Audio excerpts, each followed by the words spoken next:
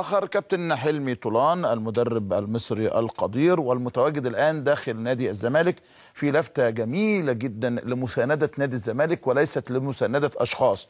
لو أنا بتكلم غلط أرجوك تصحح لي يا كابتن حلمي. لا، ده كلام مظبوط جدا يا كابتن أحمد، واحنا حاضرين دايما لما نادي الزمالك بيحتاجنا، وده واجب علينا وفرض، مش واجب، ده فرض علينا ان لما يكون زمالك في محنه ضروري ابنائه يلتفوا حواليه ويقفوا معاه حتى يتخطى هذه المحنه، وباذن الله هيتخطاها قريبا باذن الله.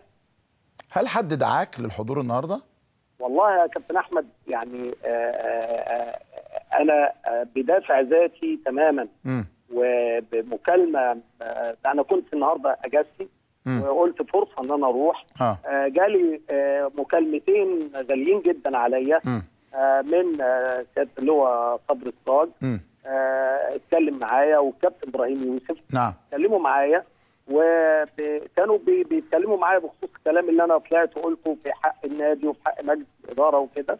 قلت لهم باذن الله انا هكون متواجد النهارده، واتفقنا على ان انا اكون متواجد النهارده مع اخواتنا الكبار، الكابتن احمد رفعت والكابتن احمد مصطفى وباقي والكابتن محمود سعد، وكلنا متواجدين دلوقتي في ملعب الكوره، بنساند النادي وبنساند فريق الكوره وبنساند مجلس الاداره اللي معظمه الغالبيه العظمى فيه بيبحثوا عن مصلحه النادي، وده دافع كبير جدا لينا ان احنا نكون متواجدين. كابتن حلمي، ليه كل حاجه في الزمالك بتكبر الى هذه الدرجه؟ اختيار مدرب ايا كان، حضرتك، طارق يحيى، حسام، فييرا، يعني خلاص المجلس اختار، ما يعني ليه الدنيا بتكبر بتصل الى ازمات واستقالات ومشاكل ومقالات وبرامج بهذا الشكل الغريب يا كابتن؟ يعني يا كابتن احمد، ما كل واحد يعني في مجموعه في مجلس الاداره، اعتقد دول ابناء النادي الحقيقيين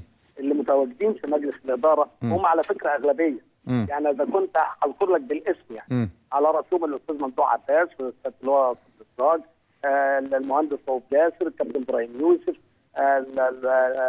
الاستاذه روكسان حلمي، دول انا حازم امام، المستشار احمد جلال، دول اولاد النادي، دول اولاد النادي، وانا اعتقد ان كلهم طبعا انهم كلهم هدفهم مصلحه النادي، هدفهم مصلحه النادي.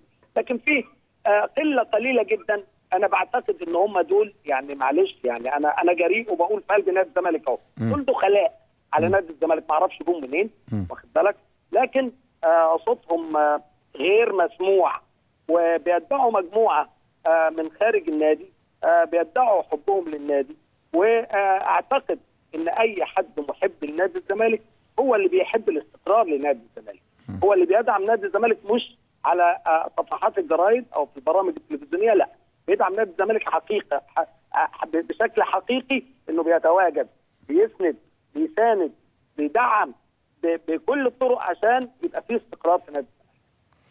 كابتن حلمي طولان، اشكرك شكرا جزيلا، والحقيقه بتصور انها كانت مبادره طيبه من الكابتن حلمي، والنهارده رغم انه يوم اجازته لكنه توجه